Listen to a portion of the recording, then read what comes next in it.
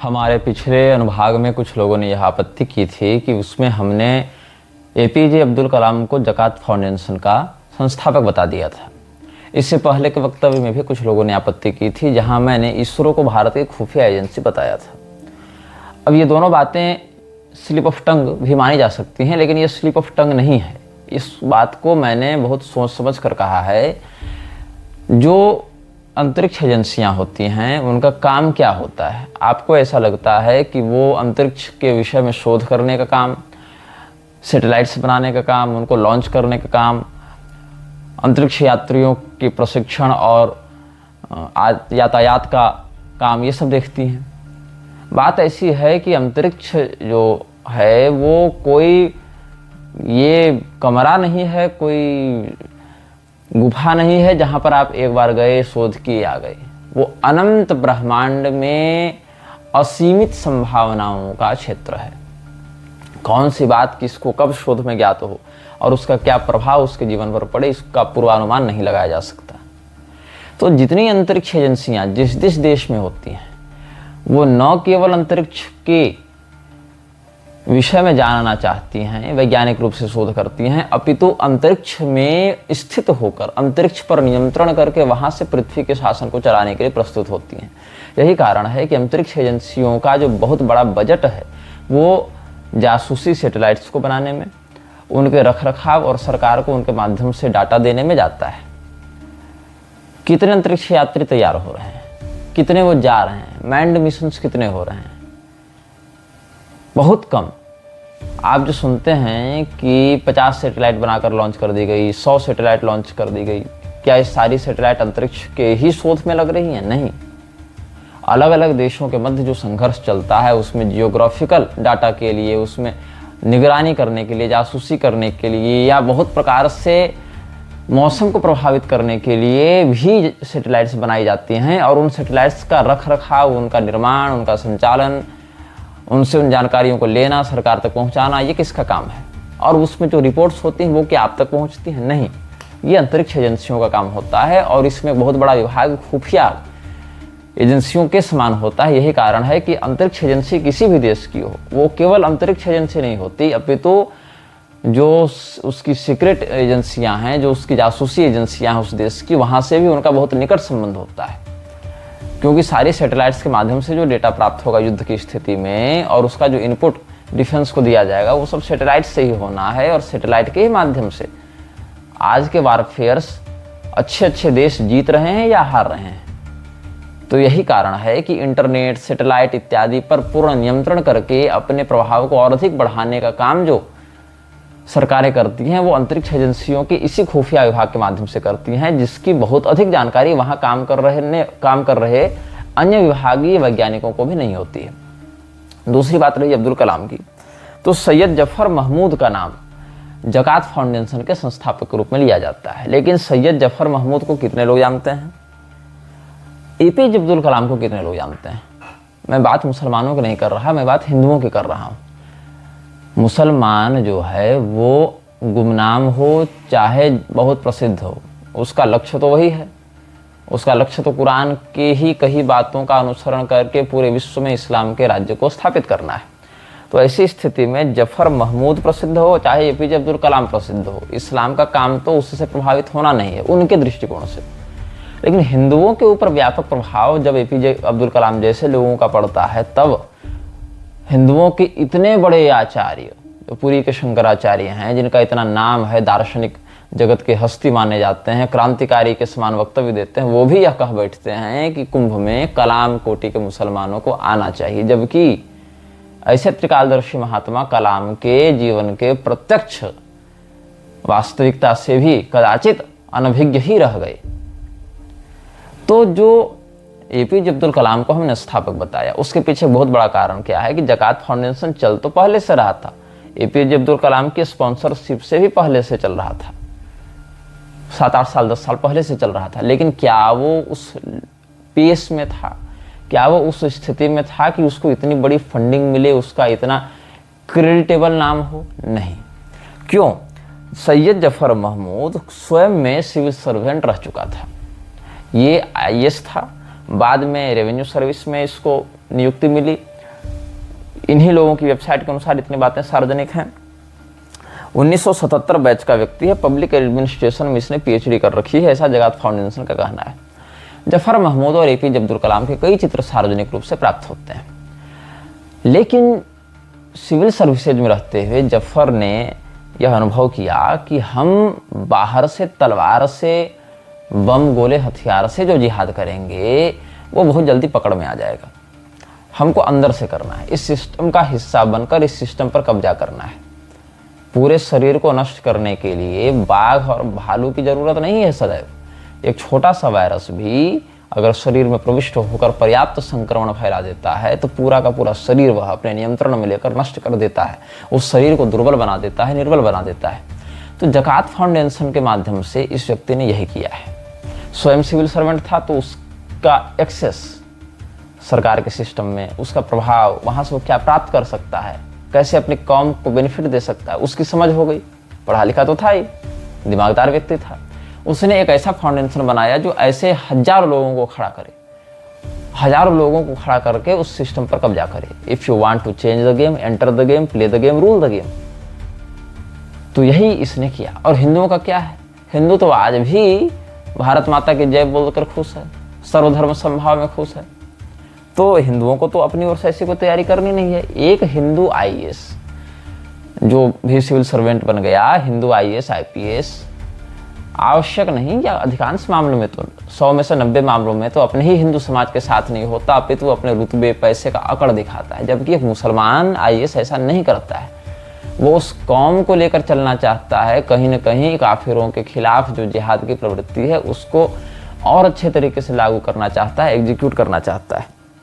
तो हमने एपीजे अब्दुल कलाम का नाम इसीलिए लिया था, यह जानते हुए, ये सब सामान्य जानकारियां हैं। आप जकात के बारे में अगर बात कर रहे हैं तो जाहिर सी बात है आपने जकात फाउंडेशन के बारे में कुछ तो पढ़ा होगा, वेबसाइट ही देखी होगी, वहीं पर संस्थापक का नाम है। लेकिन फिर भी हमने स्थापक इसीलिए कहा क्योंकि जफर महमूद के द्वारा स्थापित जकात फाउंडेशन का काम देखिए, जब तक एपीजे अब्दुल कलाम की एंट्री, उसका प्रवेश इस फाउंडेशन के स्पॉन्सर के रूप में नहीं हुआ, और जब वो हो गया एक बार, तो न केवल अब्दुल कलाम बल्कि उसके आगे आने वाले प्रतिभा पाटिल आदि राष्ट्रपतियों ने भी जकात फाउंडेशन को monetary benefits and legal benefits बहुत मात्रा में दिया है।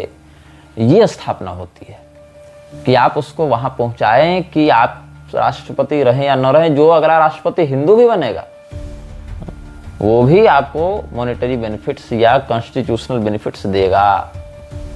ये स्थापना होती है। जफर महमूद का नाम जो है वो ट्रेडमार्क बनाने में, ऑर्गेनाइजेशन की नींव डालने में हो सकता है, लेकिन बीज को जमीन पर रखने की अपेक्षा बीज को अंकुरित करके पानी इत्यादि देकर, खाद पानी देकर बड़ा वृक्ष बनाने वाला व्यक्ति विशेष परिश्रमी होता है। क्योंकि कई बार खेतों में तो हजार लोग भी बीजारोपण कर देते हैं, जो देखभाल करके उसको नरिशिंग करेगा वही तो संस्थापक होगा ना। तो हमारी दृष्टि में इसके वास्तविक संस्थापक तो अब्दुल कलाम ही है। जो जफर महमूद है वो एक वैचारिक बीज का रोपक हो सकता है, लेकिन उसका पोषक नहीं हो सकता, क्योंकि उसको कोई जानता नहीं। आप भी शायद नहीं जानते होंगे। अगर 1 लाख हिंदुओं को खड़ा करके कहा जाए तुम जफर महमूद को जानते हो, बहुत कम संभावना है कि लोग जानते होंगे। लेकिन अब्दुल कलाम को जानते हो तो हाँ, जानते हैं। तो कहीं ना कहीं एक ट्रस्ट बिल्ट होता है कि अब्दुल कलाम अच्छा व्यक्ति है, अगर वो कुछ कर रहा है तो उससे देश का हित है। अब्दुल कलाम सब धर्म का सम्मान करने वाला व्यक्ति है। ये सब जो इमेज गढ़ी गई है ना, उस इमेज का लाभ जकात फाउंडेशन को मिलता रहा। तो हिंदुओं को क्या लगता है कि अगर अब्दुल कलाम किसी चीज में इन्वेस्ट कर रहा है, वो सपोर्ट कर रहा है, मतलब वो बहुत अच्छी चीज है, ह्यूमैनिटेरियन है, हमारे देश के हित में है। इसीलिए मैंने कहा कि स्थापक तो वही है जो जनता के मन में वह ट्रस्ट बिल्ड कर पाए।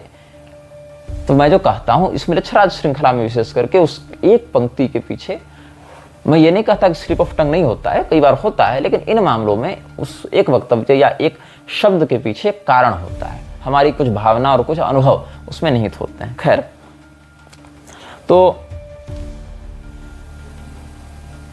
22 सितंबर 2022 को वक्फ बोर्ड के प्रॉपर्टीज को लेकर एपीजे अब्दुल कलाम के साथ सैयद जफर महमूद की मीटिंग हुई है, जो जकात फाउंडेशन की वेबसाइट पर अपलोड भी है, चित्रादि भी हैं।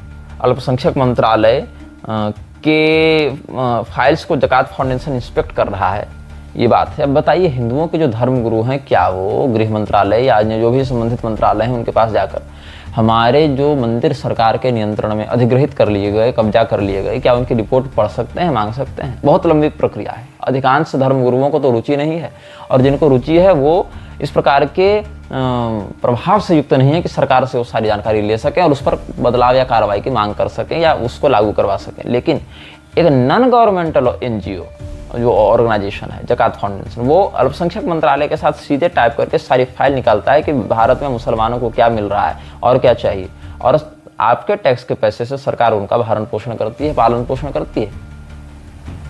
अब ज़कात फाउंडेशन ने वक्फ बोर्ड को अपना एक ब्रांड बना रखा है कि हम वक्फ बोर्ड के संरक्षक हैं या इसके साथ काम करते हैं। ये सब जितने हैं ना, All India Muslim Personal Law Board, वक्फ बोर्ड, और ये देवबंद वाले, जामिया इस्लामिया वाला जो विश्वविद्यालय है उधर, जामिया मिलिया इस्लामिया, और इधर सैयद अहमद खां वाली यूनिवर्सिटी, अलीगढ़ यूनिवर्सिटी देख लो, या जो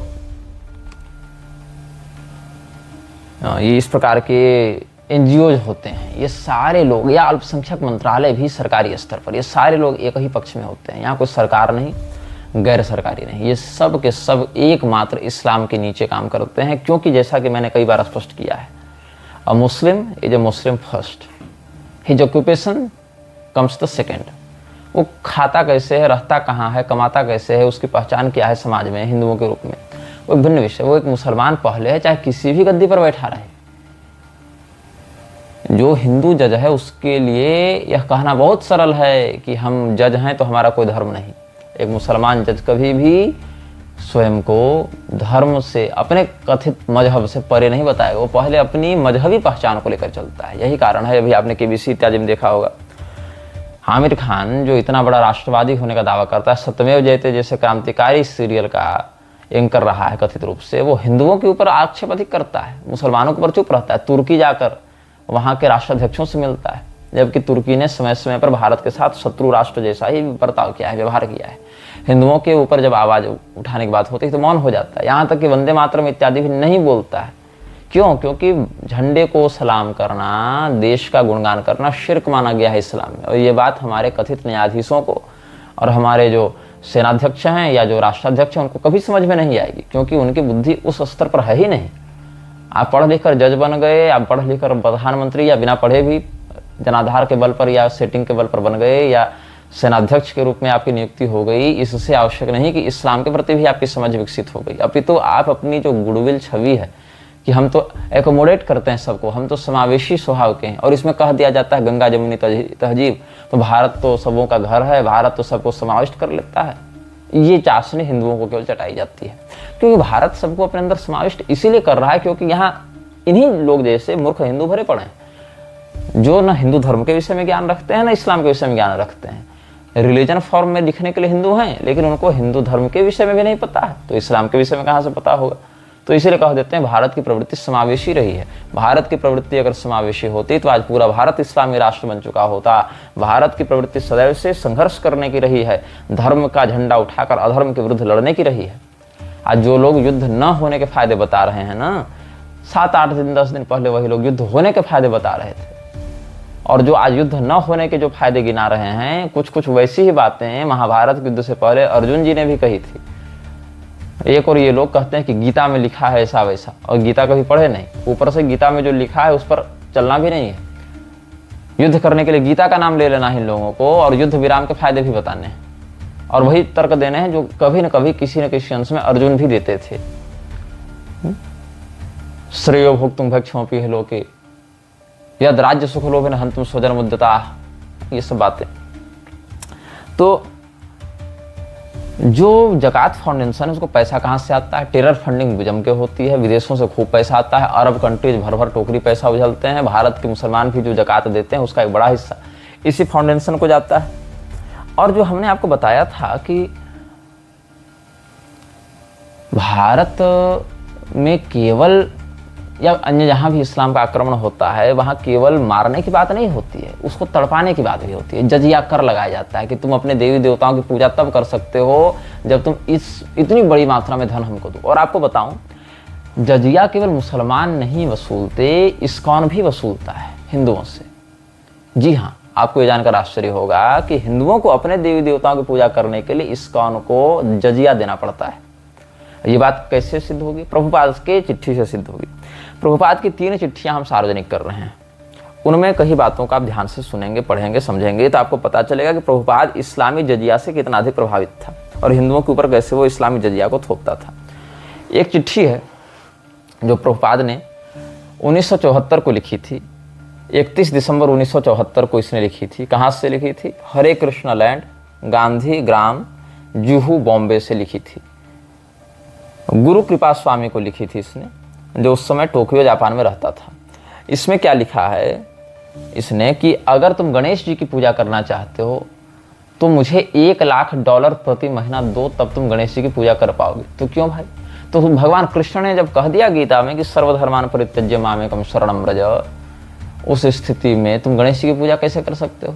ये इसका तर्क है। अरे भाई, मामेकम शरणम व्रज इत्यादि का जो अर्थ है इसको कभी समझ में आएगा नहीं। बस इसको एक ब्रांड चाहिए था कि भगवान कृष्ण का नाम लेकर किसी प्रकार अपना एनजीओ खड़ा कर सके, मृक्षराज के काम को आगे बढ़ा सके, फॉर्ड फाउंडेशन के पैसे से अपनी ऐशो आराम की जिंदगी जी सके, स्वर्णमहल खड़ा कर सके। इस प्रभुपाद ने भगवान कृष्ण की जितनी दुर्गति की है, उनके सिद्धांत की, मतलब भगवान की क्या करेगा, उतनी किसी अन्य व्यक्ति ने नहीं की। ये फोटो दीक्षित लोग स्वयं को जो बोनाफाइड बताते हैं वर्णाश्रम व्यवस्था के हत्यारे हैं, ये सारे लोग जो हैं रंगदारी और जजिया और ये टैक्स वसूलने में लगे हुए थे हिंदुओं से। तो क्या कहता है प्रभुपाद, क्या लिखता है आप ध्यान देंगे। ये कहता है कि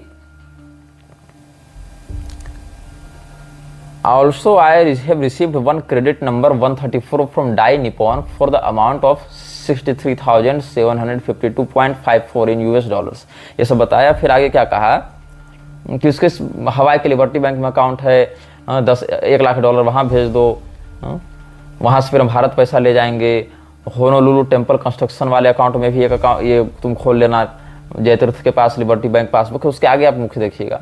regarding Ganesh puja, I have received some letters from persons requesting to also perform it. I have explained to them that ultimately it is not required, but if you have some sentiment to get the blessings of Ganesha in order to get huge sums of money for service of Krishna, then it can be done, but privately। मतलब गणेश पूजा आप नहीं कर सकते अगर ISKCON के आप अनुयायी हैं। ऐसे तो आप अगर इस्कॉन के अनुयायी हैं नहीं तो आपको ये लोग मानेंगे ही नहीं कि आप हिंदू हैं, या मतलब हिंदू तो खैर ये खुद को भी नहीं मानते, मतलब आप अच्छे व्यक्ति हैं, आप सनातनी, ऐसा नहीं मानेंगे। हाँ, आप कह दें भगवान Krishna is Christ, Christ is Krishna, तो बहुत अच्छी बात है। आप कह दें कि पैगंबर मोहम्मद बहुत बड़े भगवान के भक्त अवतारी पुरुष थे, महापुरुष थे, उनके जैसा मानवतावादी कोई हुआ नहीं, वो तो परम वैष्णवाचार्य थे, तो ये बहुत जल्दी प्रसन्न हो जाएंगे। यदि आप क्रिसमस मनाने लगेंगे तो बहुत जल्दी प्रसन्न हो जाएंगे इस्कॉन वाले। गणेश चतुर्थी करने के लिए परमिशन लेनी है, लेकिन क्रिसमस मनाने के लिए परमिशन नहीं लेनी है इन लोगों को। मतलब अगर कोई व्यक्ति इस्कॉन से जुड़ा है और उसको क्रिसमस मनानी है तो खुलेआम मना सकता है, लेकिन अगर गणेश पूजा करनी है तो नहीं कर सकता है, क्योंकि भगवान कृष्ण ने मना किया है। और गणेश पूजा करनी है तो क्या कीजिएगा, पब्लिकली नहीं कर सकते आप, आपको प्राइवेटली करनी है, वो भी इन लोगों को $1 लाख जजिया कर देने के बाद। क्या लिखता है $1 लाख, रुपया नहीं, डॉलर, और एक बार नहीं, मंथली। क्या लिखता है ये अपनी चिट्ठी में? I have explained to them that ultimately it is not required, but if you have some sentiment to get the blessings of Ganesha in order to get huge sums of money for service of Krishna, then it can be done, but privately. I have instructed them that if they want to do it, they must send me at least $1 lakh monthly, not less. I hope this meets you in good health। ये चिट्ठी भी मैं सार्वजनिक करूंगा। और इसकी दूसरी चिट्ठी मैं आपको और पढ़ के बताता हूँ। दूसरी चिट्ठी इसकी है 1 फरवरी 1975 को लिखी गई है। कहाँ से? 51 कोएनहोवे, होनोलुलु, हवाई से। भक्तदास अधिकारी को इसने लिखी थी, जो सैन फ्रांसिस्को में रहता था। उसने पुनः इस बात को दोहराया है प्रभुपाद ने। माय डियर भक्तदास, फिर अपना जो है औपचारिकता वाला कि आशा है तुम कुशल हो गए, मेरे आशीर्वाद ग्रहण करो, ये सब करके। Concerning Ganesh worship, it is not actually necessary for us, but if someone has a sentiment for getting the blessings of Ganesha in order to get large amounts of money for Krishna's service, then it is all right. But anyone who takes up this kind of worship must send me at least $1 lakh monthly, not less. If he cannot send this amount, then he cannot do Ganesha worship. मतलब हमारे देवता की पूजा करो, कृष्ण भगवान करो, लेकिन अगर दूसरे की भी करना चाहते हो तो मत करो पब्लिकली। प्राइवेटली भी करना चाहते हो तो मुझे $1,00,000 भेजते रहो हर महीना, ऐसा प्रभुपाद का कहना था और इस बात को लागू भी करवाता था। और तुमको लगता है कि विश्व में हिंदू धर्म का प्रचार कर रहे हैं।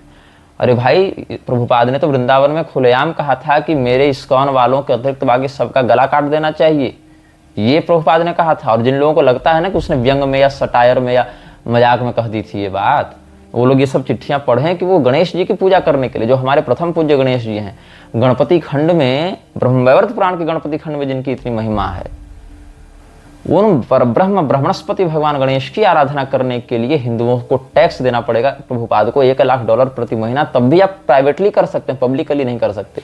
और तब जाकर प्रभुपाद कहता है कि पाकिस्तान तो ब्राह्मणों की घृणा के कारण बना। ब्राह्मण जो घृणा करते थे ना अन्य लोगों से, वही मुसलमानों को विवश कर देता है पाकिस्तान बनाने के लिए। भारत के विभाजन में ब्राह्मणों की घृणा कारण थी, इस्लामी जिहाद कारण नहीं था। ये प्रभुपाद का षड्यंत्रकारी दिमाग कह रहा है। और उस प्रभुपाद को इन नालायक अखाड़ा वालों ने बना दिया है, विश्व गुरु की उपाधि देकर सबके हिंदुओं के माथे पर चढ़ा दिया है। खैर, अब और एक चिट्ठी मैं आपको पढ़कर सुनाता हूं। ये 26 दिसंबर 1974 को लिखी गई थी चिट्ठी। कहाँ से लिखी गई थी? वही हरे कृष्ण लैंड वाला ही है। और ये लिखी गई थी शिकागो के ब्रह्मचारियों के लिए, कथित रूप से जो इलिनियॉस में रहते थे। वहां पर ये लिखता है, Krishna says in the Bhagavad Gita chapter 18, सर्वधर्मान परित्यज्य मामेकम शरणं व्रज अहम त्वां सर्वपापेभ्यो मोक्षयिष्यामि मा शुचः। So why you want to worship someone else? Krishna himself recommends mamekam, he alone. Therefore we must do like that. If one wants to water the tree, he waters the root. There is no necessity of watering the branches. The demigods are all different parts of the universal form of the supreme God. खैर, इतना तो कह दिया। आगे क्या कहता है? Therefore I do not encourage you to worship this demigod Ganesh.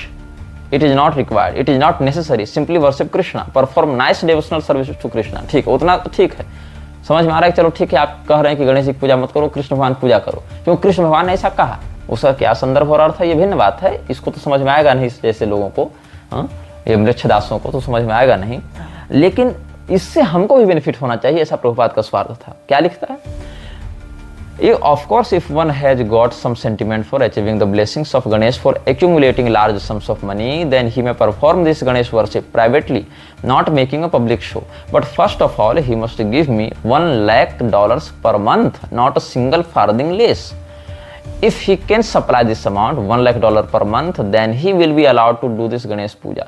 Otherwise, he should not do it. It will be sinful. That is my order. मतलब अगर बिना $1,00,000 हर महीना प्रभुपाद को दीजिए, अगर वो गणेश पूजा करेगा तो पाप लगेगा उसको, ये कह रहा है। ये पाप, ये स्वामीनारायण वाले, ये इस्कॉन वाले, ये सब हिंदू नहीं हैं। ये सब हिंदुओं का चोला ओढ़कर हिंदू धर्म के दीमक खोखले करने में लगे हुए हैं और हिंदुओं को मूर्ख बनाकर उनसे केवल उन्हीं के देवी देवताओं की आराधना करने का कथित निषेध करते हुए इनसे पैसा वसूलने का काम करते हैं। तो तीन चिट्ठियां प्रभुपाद के हमने प्रमाण में आपको कहाँ से लिखी, किस तारीख को लिखी और उसमें क्या लिखा, ये सब कहा। जकात फाउंडेशन की बात हो रही थी। जकात फाउंडेशन केवल भारत को इस प्रकार से नहीं पीड़ित कर रहा है, ये लोग भी यही काम करने में लगे हुए हैं। जकात फाउंडेशन के लोग भी यही करने में लगे हुए हैं, जो इस्कॉन कर रहा है, जो मिशनरियाँ कर रही हैं, ये सब यही मृक्ष तंत्र के, मृक्ष राज के अधीन होकर कार्य कर रहे हैं।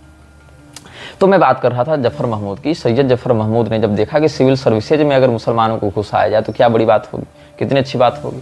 आपने आज तक ये इंडिया टीवी पर रजत शर्मा का इंटरव्यू आपको देखना चाहिए, जो जफर सरेश वाला ने दिया था वहाँ पर।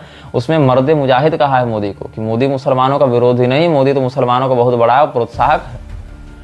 और ये बात सच भी है, क्योंकि मोदी सरकार ने अन्य सभी सरकारों की तुलना में, मोदी सरकार के ही आधिकारिक बयान के अनुसार, रिकॉर्ड के अनुसार, सबसे अधिक अनुदान दिया है। गर्व के साथ कहता है कि मेरे राज्य में, मतलब मेरे शासनकाल में तो सर्वाधिक मुसलमानों की बहाली इस प्रकार की सेवाओं में हुई है। और बताइए कि जब ये सिस्टम में घुसकर ट्रेनिंग लेकर वहाँ डाटा पर एक्सेस करके बैठे रहेंगे तो ये कितनी शीघ्रता से और कितनी मजबूती और ठोस तरीके से भारत को इस्लामी राष्ट्र में बदलेंगे। और उसके बाद हिंदुओं के साथ क्या करेंगे, जब अभी कर रहे हैं इतना कुछ, उसके बाद क्या करेंगे, इसकी कल्पना भी बड़ी भयावह होती है। खास करके तब जब खुलेआम ये लोग माइक ले लेकर इंटरव्यूज में कहते हैं, पूछते हैं अपने इमामों से कि हिंदुओं की लड़कियों के साथ हमें क्या करना चाहिए, ये कर दें या वो कर दें। भारत की जनता हिंदुओं के साथ हमें क्या करना चाहिए। इस्लाम नोज नो बाउंड्रीज बियॉन्ड इस्लाम। उसको देश की भौगोलिक सीमा से कोई मतलब नहीं है। वो तो जब चाहे एक रेखा खींच कर कह दीजिए हमारा है। वक्फ बोर्ड आपसे पूछने आता है कि प्रॉपर्टी किसकी हो, बताता है कि मेरी है। ये लोग नया का नया देश खड़ा कर देते हैं दावा करके, और आपको लगता है ये जियोग्राफिकल बाउंड्रीज के नीचे आकर कॉन्स्टिट्यूशनल सीमा में रहकर अपना काम करेंगे। नहीं, ये तुम्हारा कॉन्स्टिट्यूशन बदलना चाहते हैं। और ये जो संविधान की दुहाई देते हो ना, और अदालत और जज साहब जो कहते हैं कि धार्मिक दंगे भड़क जाएंगे और वैमनस्य फैल जाएगा, तो ये धारा लगा दो, वो धारा लगा दो, वो सारी धाराएं धरी रह जाएंगी। जिस दिन 1000-1500 लोग तुम्हारे घर पर चढ़ बैठेंगे। अदालतें बहुत जगह काम कर रही हैं, और अदालतें कोई सुरक्षा कवच में नहीं बैठी हैं कि उन पर जो है सो प्रभाव नहीं पड़ेगा इन वैश्विक घटनाओं का और इस प्रकार की मानसिकता का। तो ये जो दमन चक्र हिंदुओं के विरुद्ध चलाती हैं अदालतें, उनको यह होश होना चाहिए, उनको यह आंखें खोलनी चाहिए कि आप अपनी मूर्खता में और कथित सांप्रदायिक सद्भाव बनाने के चक्कर में हिंदुओं की रोज बलि दे रहे हैं, और न खुद लड़ रहे हैं, न हिंदुओं को लड़ने दे रहे हैं। तो जफर महमूद का जो ज़कात फाउंडेशन है, जिसको मैं अब्दुल कलाम के ही द्वारा प्रधानता से स्थापित समझता हूं, क्योंकि उसी व्यक्ति के ब्रांड के कारण ये इतना ज़्यादा एग्रेसिवली आगे काम करने लगा। उसने 2019 के फरवरी में कॉन्फ्रेंस किया था, उसकी वेबसाइट पर आप ये सब देख सकते हैं।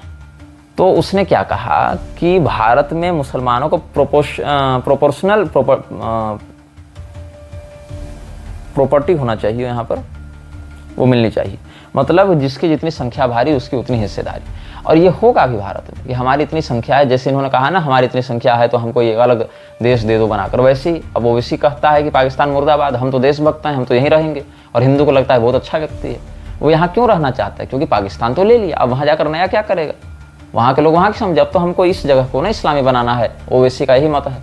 ऐसी स्थिति में ममता बनर्जी, ओवैसी और उनको सौगात बांटने वाली मोदी सरकार भी, मतलब पूरा लोकतंत्र का सिस्टम ही इस प्रकार से गढ़ा गया है, including judiciary, including administrative departments, including the legislative assemblies, कि भारत के हिंदू अपनी आत्मरक्षा भी अगर करना चाहें तो दूसरे की ओर देखना पड़े, उनकी अपनी रक्षा भी उनके अपने हाथ में ना हो, और दूसरा रक्षा करेगा नहीं।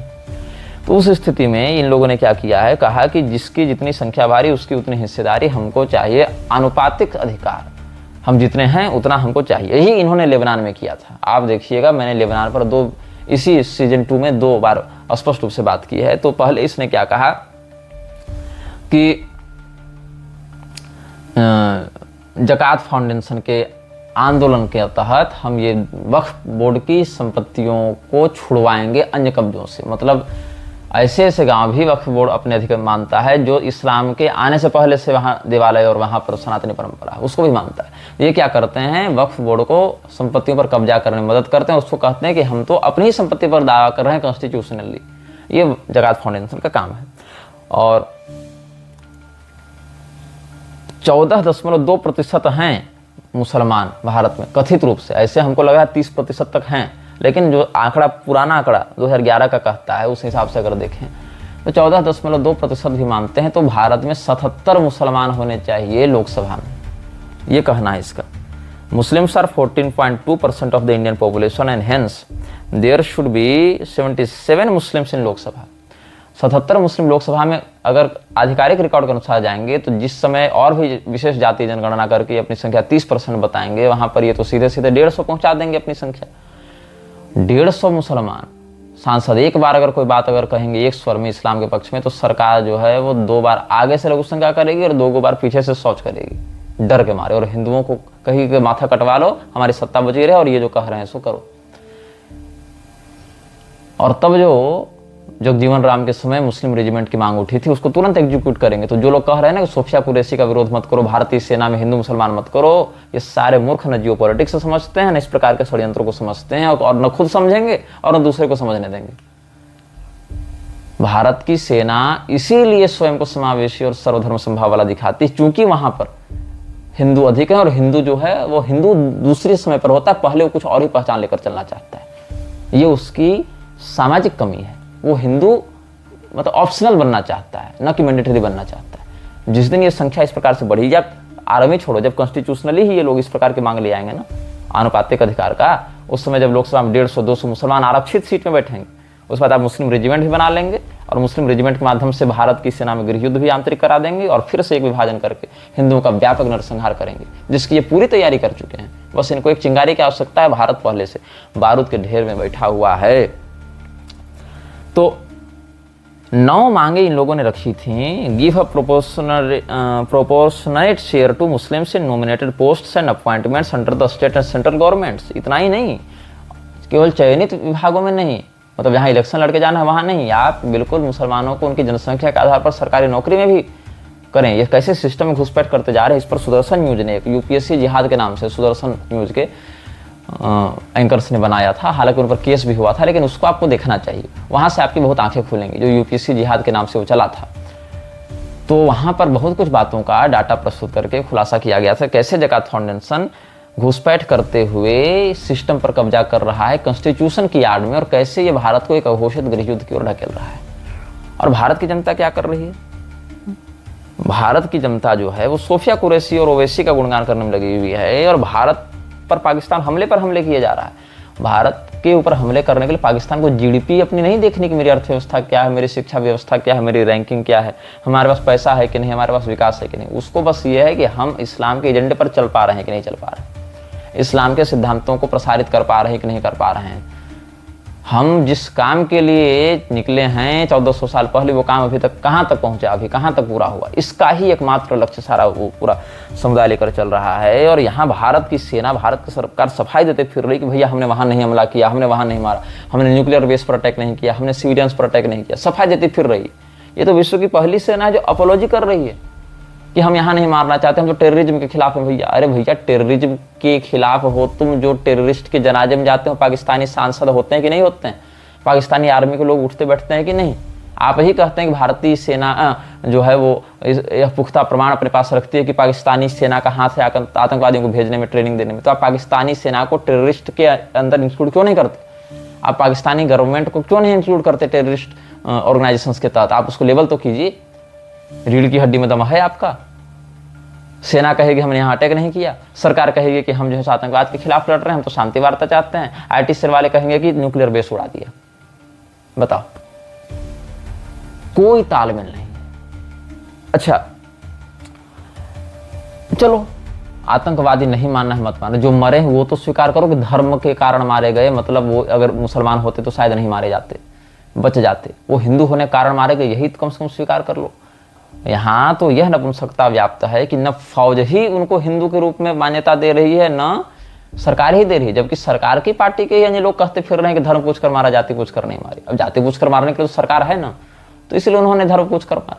अभी रेलवे बहाली का जो निकला है अधिसूचना वाला जो फॉर्म, जो उसमें क्या कहा गया कि अमुक अमुक ये सब आप डाउनलोड कर लीजिए, और अगर जनरल नहीं है, आप ऑन रिजर्व कैटेगरी में अगर आप आते हैं तब तो नहीं मिलेगा, लेकिन अगर रिजर्व कैटेगरी में आते हैं, जनरल नहीं हैं, तो आपको निःशुल्क आने जाने परीक्षा सेंटर तक पहुंचाने की जिम्मेदारी रेलवे की होगी। बताओ, ये जाति वैमनस्य भड़काने वाला नहीं है बयान, ये जाति विद्वेष फैलाने वाला नहीं है। और कोई व्यक्ति कुछ कह दे तो उस पर बिना जांच की एफआईआर दर्ज करके उसको एट्रोसिटी में जेल में भेज देते हो, और फिर कहते हो कानून सबके लिए बराबर है। कानून सबके लिए बराबर, इससे ज़्यादा नंगा मजाक तो और कभी हुआ ही नहीं है। फिर लोग कह देंगे इतने जानकार हो तो तुम ही देश चलाओ। अरे भैया, तो देश तो बाकी पार्टियां भी चला रही थी, बाकी राज्य भी चला रहे थे, उनके समर्थक भी यही कहते थे कि तुम ही ज़्यादा जानते हो मनमोहन सिंह से, तुम ही ज़्यादा जानते हो अटल बिहारी से, तुम ही ज़्यादा जानते हो नरसिंह राव से। वो तो जिसका अनुयायी उसको सर्वश्रेष्ठ बताएगा। दूसरे की सरकार है तो वो गलत है, अपनी सरकार है तो कहेंगे देश चलाना कठिन होता है। अभी कांग्रेस की सरकार आ जाए तो कांग्रेस के समर्थक भी अपने ऊपर लगने आरोपों पर यही कहेंगे कि तुम ही देश चला लो। फिर बीजेपी वाले आएंगे तो वही कहेंगे, मतलब हम चलाएं तो जिम्मेदारी, दूसरा चलाए तो कायरता। इतना ही होता है। जो लोग मुंबई के हमला, अजमल कसाब वाले हमले के समय कह रहे थे कि लव लेटर लिखना बंद करो, युद्ध करो, युद्ध करो, आज वही लोग कह रहे हैं कि युद्ध किसी समस्या का समाधान नहीं है, भारत युद्ध नहीं बुद्ध का देश है। तो इतनी बड़ी दोगली राजनीति जिस देश में चल रही है, उस देश के लोगों से आप सामान्य एक पैसे का भरोसा नहीं कर सकते। यहाँ तो पूरे विश्व की 5 ट्रिलियन डॉलर्स की जीडीपी बनाने जा रहे हैं। मतलब विपक्ष का काम होता है विरोध करना। यहाँ तो ओवैसी और लालू के लड़के तक कम से कम मौखिक रूप से आपका सपोर्ट ही कर रहे थे। इस स्थिति में आप नहीं कुछ कर पा रहे हैं, इसीलिए मुझे वक्तव्य जारी करना पड़ा। मैंने वो वन लाइनर दिया था कि भारत की सेना सीमा पर नहीं, संसद में हारती है। वहां पर वो जहां बढ़त बना रही होती है, और एक बार नहीं, आप अनेकों बार देखें हमारी सेना ने कितनी बार शत्रुओं के ऊपर विजय प्राप्त करते हुए कहां तक की भूमि को अधिग्रहित नहीं किया। नेताओं के टेबल के कारण, पूरी शंकराचार्य जी भी बहुत बार इस विषय को कई वर्ष पहले व्यक्त कर चुके हैं, और इतिहास भी इस बात का प्रमाण है कि जीती हुई भूमि को बिना किसी ठोस विजय का लाभ लिए हुए उसको ऐसे ही छोड़ देना, अपने मतलब उस भूमि को प्राप्त करने के लिए जिन सैनिकों ने वीरगति प्राप्त की, क्या उनकी जान की कोई कीमत नहीं है? वो भूमि क्या बिना खून बहाए आ गई थी अपने अधिकार में? जब आ गई थी तो या तो आप उन सैनिकों को पुनर्जीवित कर दीजिए और भूमि वापस कर दीजिए, या कम से कम भूमि पर कब्जा कीजिए ना। आखिर अंग्रेजों के जाने के समय वो भूमि थी तो आपकी ही, भारत की ही भूमि थी। वो तो जिहादियों ने कब्जा करके अलग करवा दिया था। तो जब आपके सैनिक वीरगति को प्राप्त हो ही चुके हैं, आपकी जनता के टैक्स के पैसे से वो युद्ध लड़ा ही जा चुका है, तो जो जीत लिए उसको तो कम से कम अपने पास रखिए। वो भी नहीं हो पाए पिछली सरकारों से, और आज की सरकार भी उसी नीति पर चल रही है। तो ये स्थिति में अगर देश रहेगा तो देश की आर्मी आप इतनी बड़ी कर लें, कितने भी मिसाइल आप बना लें, कितना भी आप इनोवेशंस कर लें डिफेंस सेक्टर में, आपको कोई लाभ नहीं होने जा रहा है। हमला पहले होगा, फिर बैठक होगी, उसके बाद कह दिया मीडिया के माध्यम से कि सेना को खुली छूट दे दी गई है। जब खुली छूट दे दी गई तो बार बार जो है सो ये कर दिया, वो कर दिया, अपोलॉजी क्यों, नॉन एक्सलेटिंग क्यों? उसके बाद फिर मीडिया तो अलग ही अतिशयोक्ति में रहेगी कि हम तो अब पूरे विश्व पर हम ही कब्जा कर लेंगे, वर्ल्ड वार शुरू हो गया, हमने यहाँ कब्जा कर लिया, वहाँ कब्जा कर लिया। फिर फौज सफाई देती फिरेगी, ऐसा नहीं किया, वैसा नहीं किया, और फिर लास्ट में यही होता है कि अगली बार किया तब देखेंगे। क्यों? पुलवामा वाला अटैक जब आप वोट मांग रहे थे, पुलवामा वाले अटैक के समय, उरी के समय, पठानकोट के समय, उसी समय कह देते ना कि अगली बार करोगे तो नहीं छोड़ेंगे, और कहा भी था कई मामलों में। और पहलगांव के समय भी यही कहा अगली बार करेंगे तो छोड़ेंगे नहीं, और अगली बार भी जब करेंगे ये लोग ना, इस्लामी आतंकवादी जब ऐसा करेंगे तब भी आप कुछ करेंगे नहीं। फिर आप थोड़े दिन सीज फायर, ये स्ट्राइक और फिर सीज फायर का नाटक करेंगे और कहेंगे अब की बार छोड़ दे रहा हूँ, अगली बार करोगे तो छोड़ेंगे नहीं। वो भी जानता है इनसे कुछ होने जाने वाला है नहीं, इनकी मानसिकता ही नहीं है वैसी, ये अपने अस्तित्व को लेकर गंभीर ही नहीं है, ये शत्रु को लेकर, शत्रुबोध छोड़ो, शत्रुबोध मिटाने पर तुले हुए हैं। जो एक पाक जर्नलिस्ट है उसने भी क्या कहा था, मुबशिर लुकमान ने, कि 2 हिंदू मंदिरों को 1965 के वार में राजस्थान में जब पाक आर्मी ने डिस्ट्रॉय किया, इनके अनुसार तो उस यूनिट को बुत शिकन की उपाधि मिली, मतलब मूर्ति भंजक, बुत शिकन की उपाधि मिली। ये लोग हमारे देवी देवताओं को अपमान करना अपना गौरव समझते हैं, उसको ये मेडल के रूप में लटका कर घूमते हैं। ये भगवान राधा कृष्ण की खंडित प्रतिमाओं को ट्रॉफी के रूप में लेकर आए थे अपमानित करने के लिए पाकिस्तानी सैनिक, और आपको लगता है कि वो टेररिस्ट नहीं है? They have a whole country, whole army, whole ecosystem against you. और आपसे इतना नहीं हो रहा है कि आप कम से कम हिंदुओं की मृत्यु का बदला लेने के लिए युद्ध लड़ें, तो मृतकों को हिंदू कह दें। उसमें भी सोफिया कुरैशी को लेकर आ गए हैं ताकि नॉर्मलाइज किया जा सके। और हिंदू इतना अंधा हुआ गया है कि इस खतरे को अभी भी नहीं समझ पाता। एक विजय शाह का भी प्रकरण आया था, मंत्री है ना विजय शाह, लोग कह रहे हैं कि विजय शाह ने बहुत अच्छा बयान दिया। तो आप ही की सरकार क्यों विजय शाह के पीछे पड़ी हुई भाई? तो कहेंगे कि फौज में हिंदू मुसलमान नहीं होता। अच्छा, फौज में हिंदू मुसलमान नहीं होता ना, तो ये जो अभी जितने वार क्राए हैं अलग अलग रेजिमेंट्स के, उसमें हिंदू देवी देवताओं के नाम और जयकारे को हटाकर आप केवल उसमें अल्लाह अकबर लगा दें, फिर आपको पता चलेगा कि हिंदू मुसलमान होता है कि नहीं होता है। ये जो एक्स मुस्लिम्स बने घूम रहे हैं उनके बारे में भी बहुत लोग पूछ रहे थे। एक्स मुस्लिम हिंदुओं के सपोर्ट में नहीं है, वो क्रिश्चियंस का एक खड़ा किया गया एक ट्रेंड है जिसमें इस्लाम को छोड़कर क्रिश्चियन बनाने की बात है, वो भी हिंदुओं के पक्ष में नहीं है। हाँ, इतना आप सीख सकते हैं कि इस्लाम की कार्यप्रणाली क्या है, उसमें क्या लूप होल्स हैं, उसमें आपको कैसे सतर्क रहना, इतना के लिए आप एजुकेशनली देख सकते हैं। लेकिन एक्स मुस्लिम्स आपके समर्थन में नहीं है। ये मत बोलिए कि वो है मृक्ष तंत्र के ही अधीन है, वो मृक्षराज के ही अधीन, उसको पता हो या ना पता हो, आपके हित में काम नहीं कर सकता, उसकी प्रवृत्ति वैसी नहीं है। तो विजय शाह ने क्या कहा था कि वो सोफिया कुरैशी आतंकवादियों की बहन है। इस पर सुप्रीम कोर्ट स्वतः संज्ञान ले लिया, बहुत जगह ये हो गया वो हो गया। अब बात है कि आतंकवादियों की बहन क्यों कहा? क्योंकि मुसलमानों ने मारा था वहां पर, तो मुसलमान आतंकवादी, तो आतंकवादियों का ही वो मजहब उसके पास है, तो कह दिया आतंकवादियों की बहन। ऐसी स्थिति में तो हर बार मुसलमान महिलाओं से मोदी को राखी भेजी जाती है नाटक करते हुए। गांव-गांव जाकर मुसलमान महिलाओं के मध्य, मुसलमान परिवारों के मध्य मोदी और भाजपा का ट्रस्ट डेवलपमेंट करने का जिम्मा इनके कर्मचारियों को दिया जाता है ना, इनके जो कार्यकर्ता होते हैं उनको। तब तो विजय शाह को यह भी स्पष्ट करना चाहिए था कि ये पूरी की पूरी सौगातें मोदी बांटने वाले लोग किसके भाई बहन हैं? आतंकवादियों के हैं कि देवदूतों के हैं कि मानवतावादियों के हैं? ये भी स्पष्ट करना चाहिए था ना। खैर, तो ये नेताओं का क्या होता है, ये भी एक स्क्रिप्टेड हिस्सा ही है कि पहले मुसलमान अटैक करेंगे तो वहां 2 बात हटा दो, मृतकों को हिंदू मत बोलो और उनको मुसलमान मत बोलो, उनको कह दो आतंकवादी हैं, और कह दो आतंकवादी का तो कोई धर्म नहीं होता, जबकि वो मजहब ही उसको प्रेरित कर रहा है वैसा बनने के लिए।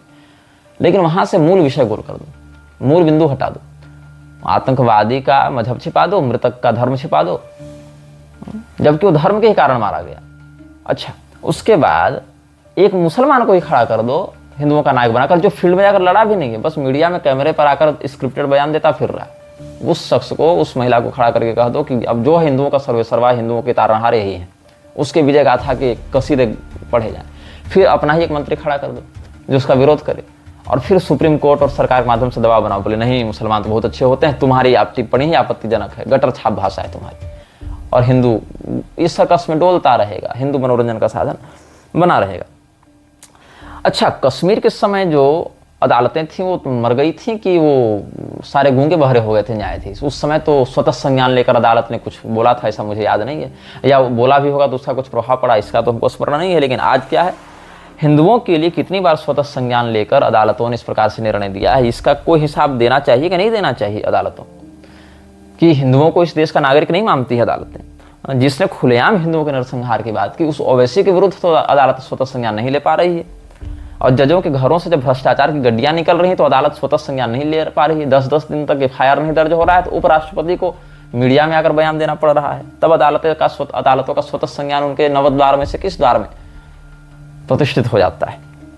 और नूपुर शर्मा प्रकरण में इन जजों के छाती में फिर दूध उतर जाता है, और ओवैसी के समय ये कुछ नहीं बोल पाते, जो 15 मिनट में हिंदुओं को मारने काटने जेनोसाइडल स्टेटमेंट्स जो देता फिरता है, वहां अदालतें मौन हो जाती है, वहां तो कुछ कर ही नहीं पाती। FIR केस मुकदमा वो सब अलग बात है, लेकिन जितने आक्रामकता से हिंदुओं के विरुद्ध तीखी टिप्पणियां करती हैं ये अदालतें, क्या मुसलमानों के विरुद्ध ऐसे करने की औकात है? औकात, ये जो सर्वे सर्वा बने घूमते हैं इनकी औकात है? अच्छा बताओ, शाहीन बाग का क्या बिगाड़ लिया अदालत ने जी? मैं तो ये कहता हूं कि जो अदालतें यह कहती हैं कि हमारा कोई धर्म नहीं होता, वही अदालतें ये भी कहती हैं कि आतंकवादियों का कोई धर्म नहीं होता। तो कहीं आप ही तो उनके पक्षधर नहीं हैं? और हैं क्यों नहीं, आप भी आतंकवादियों के पक्षधर हैं, ऐसा ही मैं मानूंगा, क्योंकि आधी रात को हिंदू जनता के लिए तो कोर्ट खुला है, इससे मेरी जानकारी में नहीं है, लेकिन आतंकवादियों के लिए तो आपने आधी रात को अदालतें खोल रखी थी, भरसक प्रयास किया उनको बचाने का। तो अपने ही भ्रष्टाचारी जज पर आप FIR करने का औकात नहीं रख पा रहे ठीक से, क्योंकि उसको भी पता है कि आप कितने दूध के धुले हैं, वो भी आपकी पोल खोलेगा ना। ऐसी स्थिति में या तो अदालतें अपनी हरकतें सुधारें या कम से कम चुप रहना सीखें, क्योंकि फिर जनता एक समय जब चुप कराने पर आएगी तो आपको शरण के लिए कहीं कोई स्थान नहीं मिलेगा। कुरान की आयतें इनको वैमनस्य बढ़ाने वाली नहीं लगती, हिंदुओं के सामूहिक नरसंहार के लिए उकसाने वाली नहीं लगती। तो ऐसे अल्प बुद्धि वाले लोगों के ऊपर हिंदू समाज का भविष्य, इनके निर्णयों पर हिंदू समाज का अस्तित्व अगर छोड़ दिया जाए तो कितना घातक परिणाम होगा, इसको कोई भी व्यक्ति समझ सकता है। जो धर्महीन व्यक्ति है, जो किसी प्रकार के धर्म बोध से युक्त ही नहीं, वो धर्म और अधर्म के मध्य जब भेद ही नहीं समझेगा तो धर्म की सुरक्षा उससे कैसे करवाई जा सकती है। सुप्रीम कोर्ट का एक बयान, एक मामला भी सामने आया था ना, वो बहुत वायरल हो रहा है, मैं जरा पढ़कर बताता हूँ कि मामला बिहार के मुजफ्फरपुर जिले के में जमीन के एक विवाद से जुड़ा हुआ है। यहाँ ट्रायल कोर्ट में एक पार्टी हार गई, इसके बाद हारी हुई पार्टी पटना हाईकोर्ट पहुंची, वह वहाँ भी हार गई, फिर वह अपना मुकदमा लेकर दिल्ली में सुप्रीम कोर्ट पहुंची। उसने सुप्रीम कोर्ट में याचिका लगाने के साथ ही ट्रायल कोर्ट और हाई कोर्ट में जीतने वाली पार्टी के नाम पर एक फर्जी वकील खड़ा कर दिया, उसकी ओर से एक कैविएट भी दायर कर दी गई। अब नोटिस जारी हुआ तो फर्जी वकील ने उस नोटिस को असली पार्टी के रूप में स्वीकार कर लिया। अगली ही सुनवाई पर जीती हुई फर्जी पार्टी के फर्जी वकील ने हारी हुई पार्टी को लेकर कह दिया कि हमारे बीच समझौता हो गया है। जीती हुई फर्जी पार्टी और हारी हुई पार्टी के बीच समझौते के आधार पर सुप्रीम कोर्ट ने आदेश जारी कर दिया। जिला अदालत हाई कोर्ट के फैसले को ही पलट दिया गया। करीब 6 महीने गुजर गए, तब जीती हुई असली पार्टी को यह जानकारी मिली कि यहाँ तो मामला ही पलट चुका है। मतलब फर्जी वकील और फर्जी याचिकाकर्ता ने देश की सर्वोच्च अदालत की साख पर बट्टा लगा दिया। एक समाचार बड़ा वायरल हो रहा है, हालांकि ये समाचार अभी पुष्टि के अधीन है, लेकिन सुप्रीम कोर्ट के कुछ अधिवक्ताओं से हमें बात की थी तो उन्होंने कहा हाँ ऐसा एक मामला आया तो है। तो आप समझिए कि किस प्रकार का अफीम चाटकर यहाँ के कथित न्यायमूर्ति फैसला देते हैं। हिंदुओं के विरुद्ध आपको कुछ शिकायत भी नहीं करनी पड़ेगी, जज साहब स्वतः संज्ञान लेकर सारी बात कर देंगे। लेकिन अगर मुसलमानों के विरुद्ध कुछ कहना है तो जज साहब बहुत नपे तुले शब्दों में, बहुत डिप्लोमेटिक वर्ड्स का प्रयोग करते हुए वहाँ कुछ बात कहना चाहेंगे। क्यों कहना चाहेंगे भाई? आखिर मस्जिदों को सुरक्षा की जरूरत नहीं पड़ती, मंदिरों और हिंदुओं की यात्रा को पड़ जाती है। क्यों? 100 मुसलमानों के बीच में 10 घर हिंदू नहीं ठीक से रह सकता, लेकिन 1000 घर वाले हिंदुओं के बीच में 10 मुसलमान ठीक से क्यों रह लेते हैं? ये सारी बातें जो हैं वो धीरे धीरे हम आगे और भी स्पष्ट करेंगे। पूरे विश्व में इस्लाम का कैसे विस्तार हुआ है इस विषय पर लंबी चर्चा करेंगे। भारत के ईसाई और इस्लामी परिप्रेक्ष्य पर चर्चा करेंगे, लेकिन अभी मेरी यात्राएं बहुत अधिक हैं, इसीलिए अभी 10 अनुभाग तक हम सार्वजनिक कर रहे हैं। फिर कुछ दिन और कार्यों में व्यस्तता है। सीजन 2 के अंतर्गत कुछ एपिसोड कुछ दिन विश्राम के बाद आएंगे। तो आप ये समझिए कि ये देश किस प्रकार के भविष्य की ओर बढ़ रहा है, किस प्रकार के नेतृत्व के माध्यम से पिछले 3 पीढ़ियों से ये देश चलता रहा है कि जहां अदालत हो, सिविल सर्विसेज हो, कई मामलों में फौज भी हो, कई मामलों में कई मामलों के अधिकांश मामलों में पॉलिटिशियंस भी हों, उनसे हिंदुओं को कोई ठोस धार्मिक छोड़िए, सामाजिक छोड़िए, संवैधानिक कॉन्स्टिट्यूशनल संरक्षण भी प्राप्त नहीं हो पा रहा है। यहाँ एक और आप कहते हैं बायकॉट मालदीव, जो भाजपा के समर्थक ही ट्रेंड चला रहे थे ना, बायकॉट मालदीव, बायकॉट तुर्की। भूकंप आया था तुर्की में तो सबसे पहले भारत की सरकार ने मदद भेजी। आप इजराइल का गुणगान करते हैं, भारत सरकार फलस्तीन को पैसा भेजते रहती है। आप बायकॉट मालदीव की बात करते हैं, आपके टैक्स के करोड़ों अरबों रुपये मालदीव भेज रही है भारत सरकार। बात यह है, हिंदुओं को समझना पड़ेगा उनका कोई नहीं, न सरकार उनकी है, न न्यायपालिका उनकी है। अगर उनका कोई है तो सनातन धर्म के परंपरागत मानने वाले ब्राह्मण, क्षत्रिय, वैश्य, शूद्र, स्त्री, पुरुष, सनातन धर्म के वह धर्मगुरु जो नेताओं की चापलूसी की विकृति से अभी तक युक्त नहीं हुए हैं, वही केवल उनके अपने हैं। उन सबों को एक साथ एक मंच पर एकजुट होकर आना पड़ेगा। म्लेच्छराज के विरुद्ध अपने आध्यात्मिक और सामाजिक चेतना को जगाते हुए इन सभी दुष्टों के विरुद्ध